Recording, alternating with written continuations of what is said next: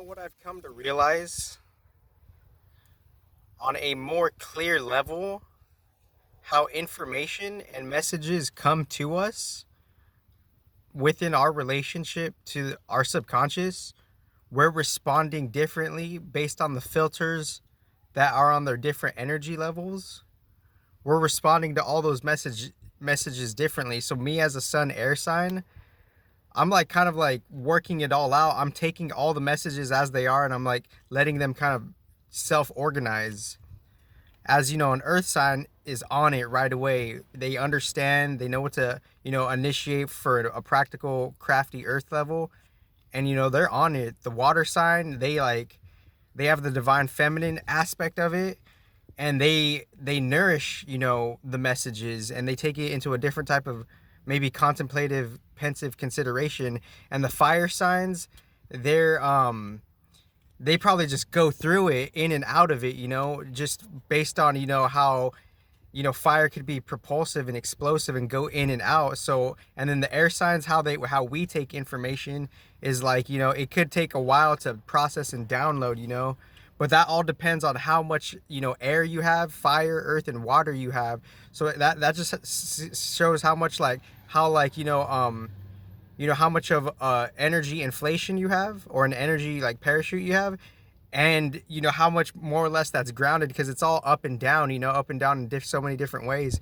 So if we go up and down enough, eventually there would be some type of different new modern center grounds for your new harmonic balanced self. So as we're starting anything off new, we're more or less, without us really recognizing it, we're starting it off in how in accordance to our elements, and we're away from the elements based on what our body resonates with, and we're closer to some other elements based on what our body's prepared for and what we resonate with.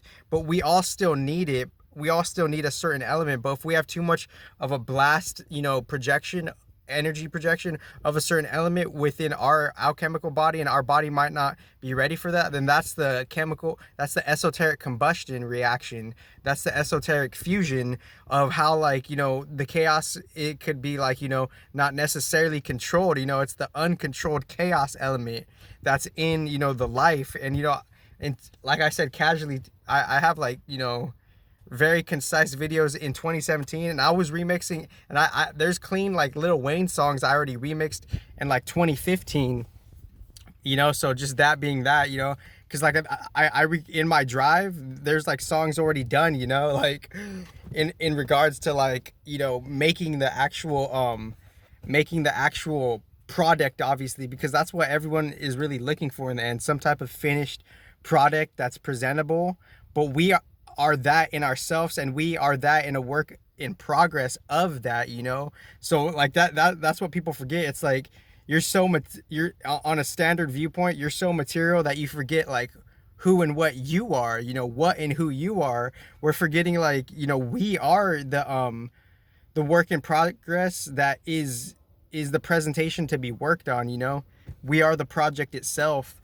So different elements, they're kind of circulating within their own rhythmulating within the skies, based on how things are just fixed on a basic, energy bearing level, how things are mutable and within the fixed, and how things are cardinal within, the fixed as well, because there's gauges to this. There's not firestorms fucking happening. There's not windstorms happening. There's not oceans are not piling over us, and there's not a bunch of earthquakes. So there's some sort of intelligent God, he gauged it, and he made an integer and an element of fixed natures of fixations, of fixed natures of fixations. But if you really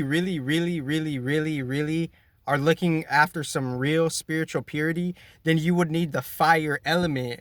But you can only handle so much fire at a time, so the human being has to take it piece by piece by piece. It's not going to happen overnight, as the old adage is said, that we're all congruently collectively using on a casual tip.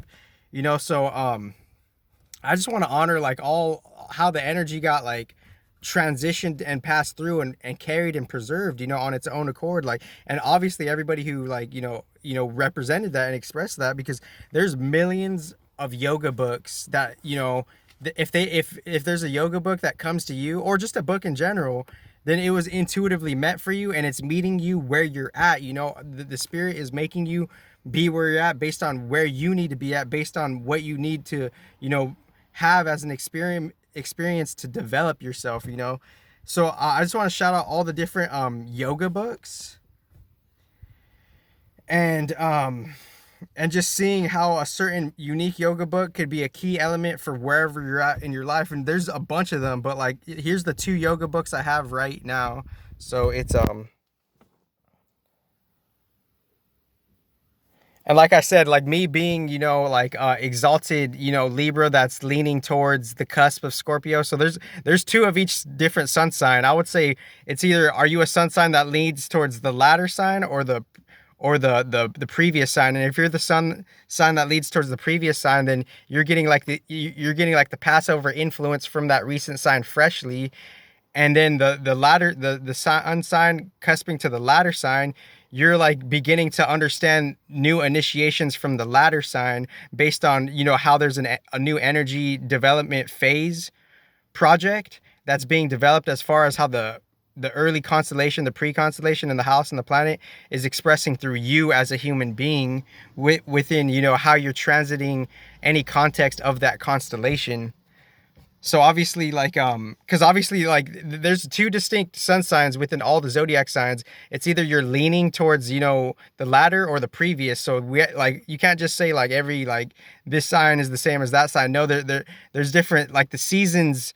The masculine season and the feminine season are expressing themselves differently. And what I mean by that, the natural calendar and, the masculine surface level calendar, you're getting different expressions, and you're getting different temperaments of the season based on the calendar has different natures, and how the calendar has different natures, depending on where your sun sign is. If it's latter or previous, then you're going to conform to that energy, and you're going to be more applicable and using that energy based on, where the calendar's at when you were born. Because where the calendar at is when you were born, there's a certain, programming time agenda happening, a certain programming agenda within time, crafting and creating a different type of calendar infrastructure outlet system based on how, the pre-governments were created, which is the astronomy astrology code, how nature is pairing up with, technology. That's pretty much what astrology is, simplified, because it's all coming from those constellation regions from an early development.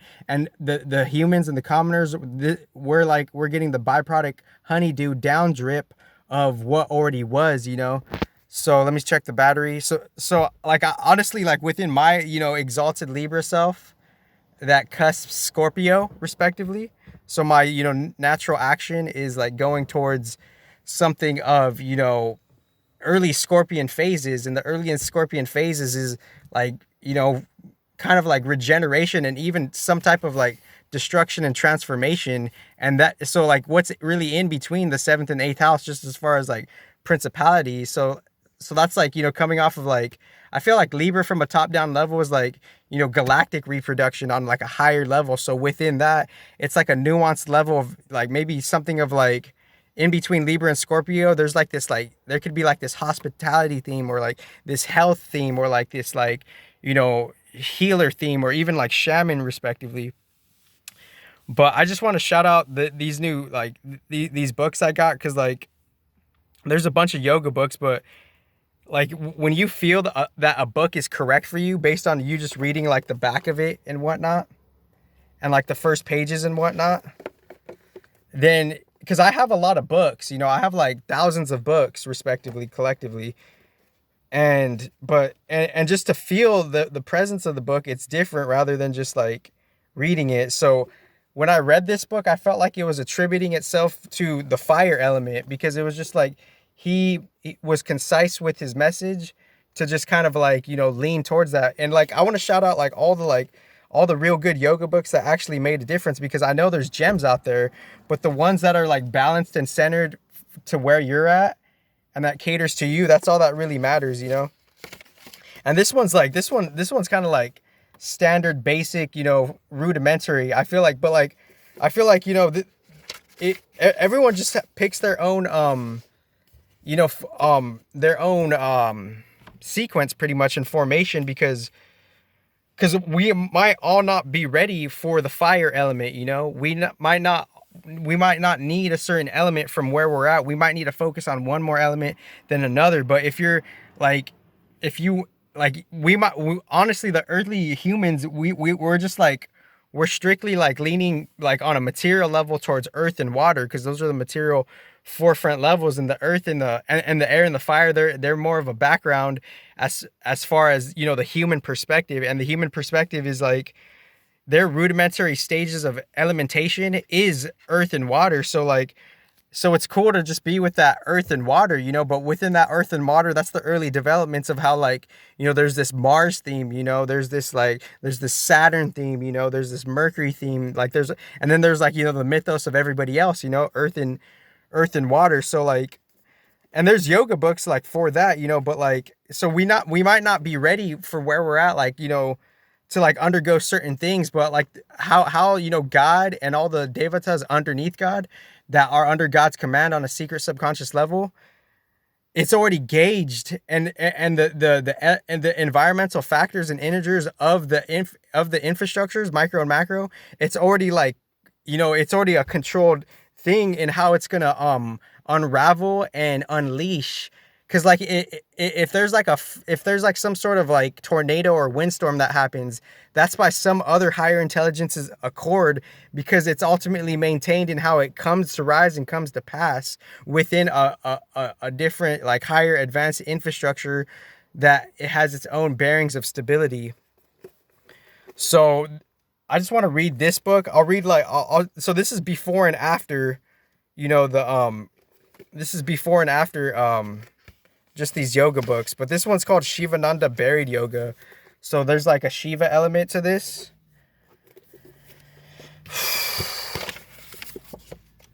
And let me just see, Shivananda. Why another book on yoga? There are already too many, and most of them are crying for attention. The addition of one more book to this frenzy held me back for nearly 5 years. After much contemplation and even more persuasion, I ultimately felt moved to write this book. Each time before writing, we would discuss the format or synopsis of what was to be written. However, the more we concentrated on the structure or overview, the harder it became to start with even the first sentence. The discussions and struggle to begin continued for days until I was ready to drop the whole idea. Before giving up, I asked my teacher if this book would help serve any useful purpose. If so, he should come forward to help. Therefore, what had ultimately persuaded me to continue was the assurance of my teacher. From the next day onwards, I kept my teacher constantly engaged in the conversation. Whatever he said, I then repeated in English, and so it happened. It took us exactly 36 days to pen this book. Neither English was my first language, nor had I ever dreamt of writing a book. This book is a reproduction of my conversations with my teacher, who had taken Samadhi 10 years earlier.